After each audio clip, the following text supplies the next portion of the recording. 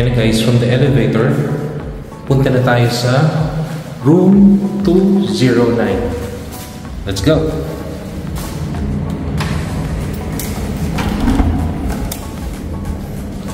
Ayan.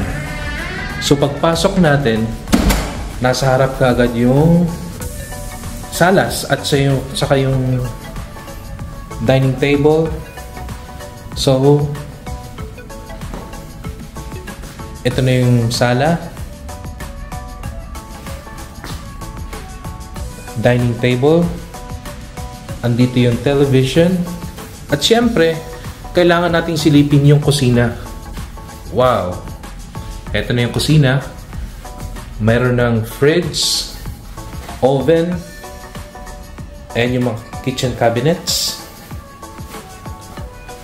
Ayan yung lutuan, electric siya. At ito, whirlpool. Ayan, andyan na yung mga kutsilyo, panghugas, may toaster, mayroon ding coffee, tea, pampakulo ng tubig. From here, masisilip yung sala. There. So, ito yung kitchen. Andito rin yung fire extinguisher. Meron pang door dito. Let's see kung ano to.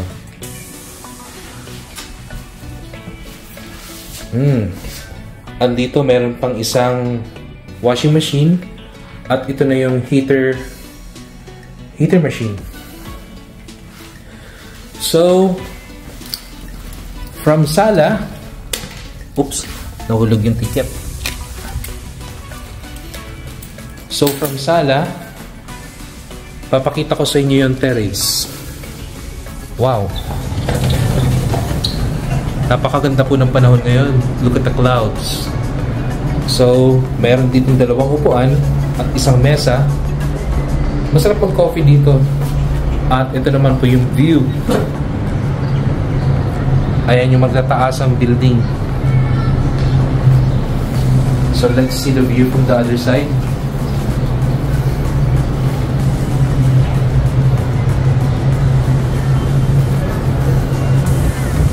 Ganda ng view. Pasok tayo ulit.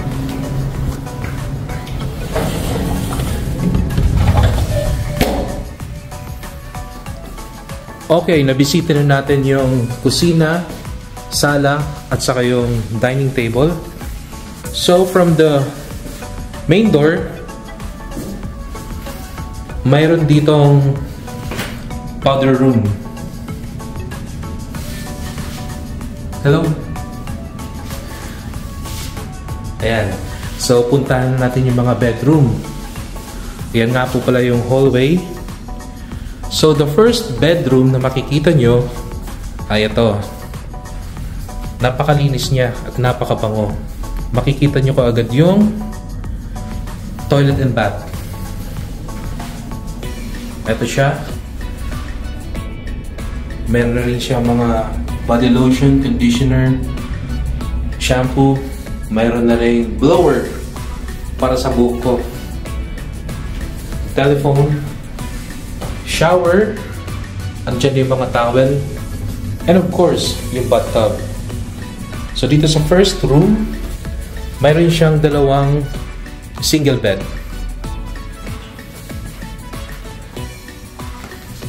Ayan. Ang ganda rin ng painting nila. At ito na yung mirror.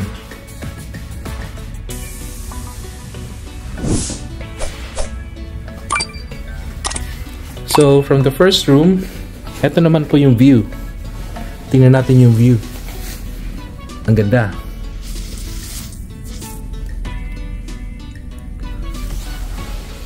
So, let's go. Ang lalaki din ng mga cabinets nila. Look. Meron dalawang malalaking cabinets. So, this is the first room. Punta naman tayo sa second room. Look at this painting.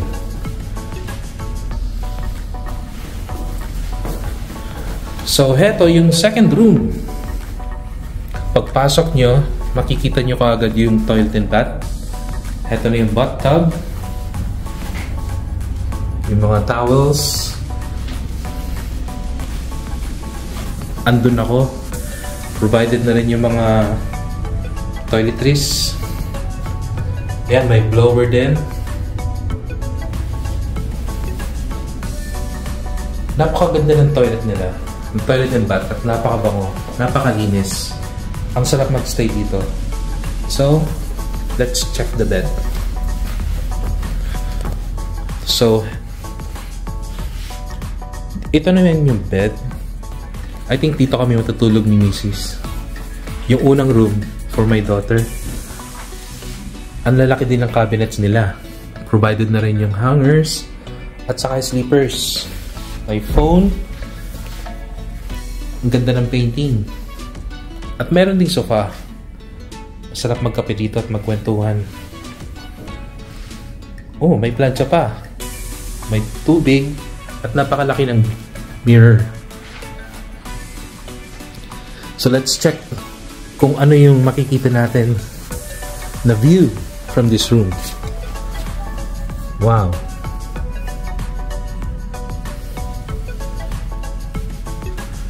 Sarap na mirror rito. Pampatanggal ng stress. Napakaganda, napakalinis. So let's proceed to the third room. Ito siya yung third room. Mayroon siyang, I don't know if the size of this bed is double. Malaki sa single. Maganda rin yung painting niya. May side table. Mayroong sofa. At malalaki rin yung mga cabinet dito. Let's see. Ayan, provided din yung mga hangers and sleepers. Ito na yung chair. Napakalaki rin ng mirror. At ito yung toilet and bath. Okay. Napakalinis din niya. Malaki. At napakabango. Ito na yung bathtub. Shower. Ang sarap maligo rito. Look at that. Ang ganda ng materials. Very clean. Let's check naman kung ano yung view dito sa third room. Wow! Ito yung view ng Jumeirah Lakes Residences. Ang ganda ng view. Ayun, may life pharmacy. At meron ding spa. Marami. So let's go to the next room. The fourth room. Yung fourth room, maliit lang siya. Ito yung fourth room. Mayroon siyang mini cabinet. At meron din siyang toilet and bath. Hindi ko alam kung saan yung switch nito. Ayun. So yung una nyo makikita is yung toilet and bath. Maliit lang siya. Ito yung towels, mga toiletries, provided na siya. Spare room siguro to kapag may extra kang kasama. So ito yung maliit na bed niya with side table. And of course, meron din siyang window. Pero yung window niya, hindi siya transparent. I don't know if nagagamit tong room na to, pero just if in case meron kang extrang kasama, pwede nilang gamitin to. So there goes the 4 rooms. Meron pang pintuan dito. Ano kaya to? Storage room. Siguro sa mga bags, plantsahan, or anything na you want to be stored dito sa door na to. So there you go, mga kabayan.